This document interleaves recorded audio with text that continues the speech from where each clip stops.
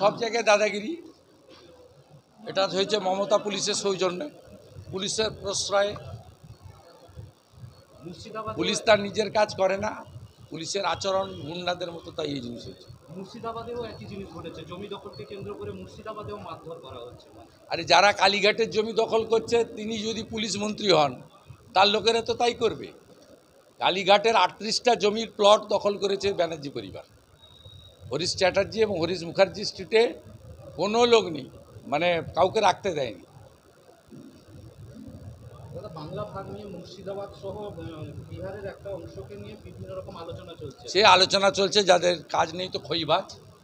Doctor Shyamaprasad মুখার্জির বাংলা ঐক্যবদ্ধ বাংলা থাকবে এবং পশ্চিমবাংলার যে সীমান্তবর্তী জেলা থেকে হিন্দু পলায়ন হচ্ছে, ভারতীয় জনতা পার্টি সরকার এলে মমতা ব্যানার্জি 72টা জায়গায় বিএসএফকে জমি দেয়নি বেড়া, কাঁটাতারের বেড়ার জন্য।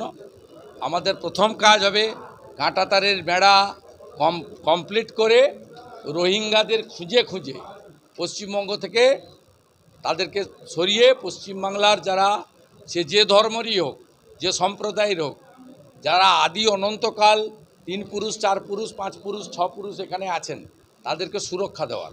আর উত্তরবঙ্গে উন্নয়ন, ব্যাপক উন্নয়নের মধ্য দিয়ে এইমস তৈরি করা থেকে শুরু করে আইআইটির মতো প্রতিষ্ঠান গড়া থেকে শুরু করে উত্তরবঙ্গকে প্রচুর উন্নয়ন দিয়ে তাদের অভিমান মুক্ত করা। কিন্তু BJP stand clear. Doctor Shyamaprasad মুখার্জির নেতৃত্বে 58 জন আইনসভার সদস্য 1947 সালের 20 জুন হিন্দুদের এই হোমল্যান্ড দিয়ে গেছিল।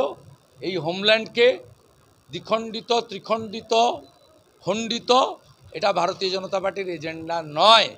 এজেন্ডা সন্ত্রাসী, জিহাদি, জঙ্গি অনুপ্রবেশকারীদেরকে সরিয়ে ভারত মাতার যে অন্যতম একটা খণ্ড পশ্চিমবঙ্গ, তাকে রক্ষা করা, আগামী প্রজন্মের জন্য সুরক্ষিত করা।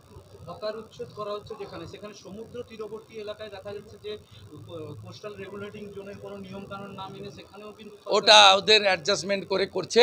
মূলত হিন্দু যেখানে আছে সেখানে তুলছে, যেখানে ওরা ভোট পায়নি সেখানে তুলছে এবং ফাঁকা করছে যাতে রোহিঙ্গাদেরকে বসানো যায়।